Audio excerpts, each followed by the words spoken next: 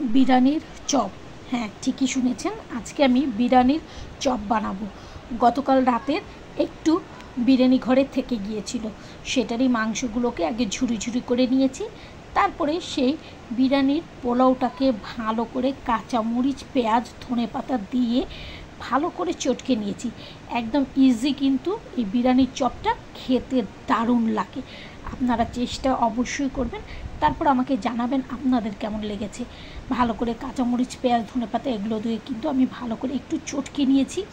নিয়ে ইফতার বানিয়েছিলাম। ইফতার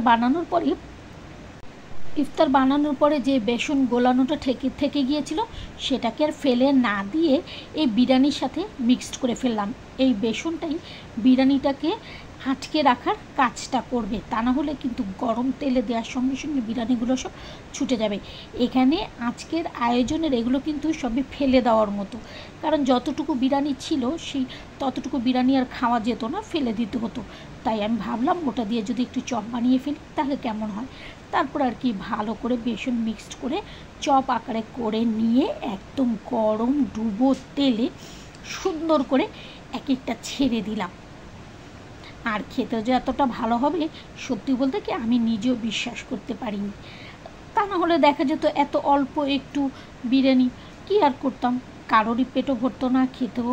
আর ইফতারে এত আয়োজনে দেখা যেত ফেলে দিতে হতো।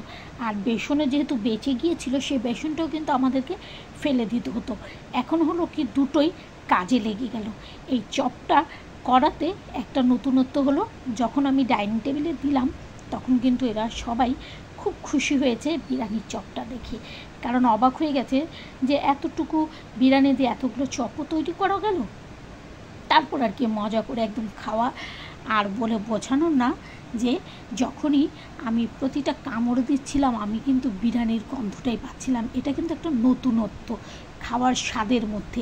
বিরিয়ানি খেলে তো বিরিয়ানির সেন্টটা আসে, কিন্তু সেটা যদি আমরা চপ আকারে করে খাই এবং বিরিয়ানির স্মেলটাই পাই, তাহলে কেমন লাগবে একটু কল্পনা করে দেখুন তো। আর এটা কিন্তু অল্প আঁচে ভাজতে হবে, একদম ডুবো তেলে দিয়েছি তাই বলে কিন্তু একদম চুলো দাও দাও করে জ্বলবে তা না।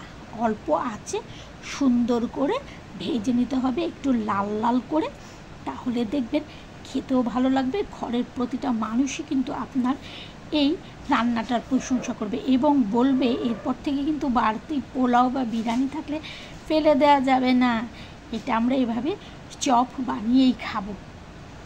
আমার তো ভালো লাগলো, আপনাদের দেখে কার কেমন লাগলো সেটা অবশ্যই একটু কষ্ট করে কমেন্ট বক্সে জানিয়ে দেবেন।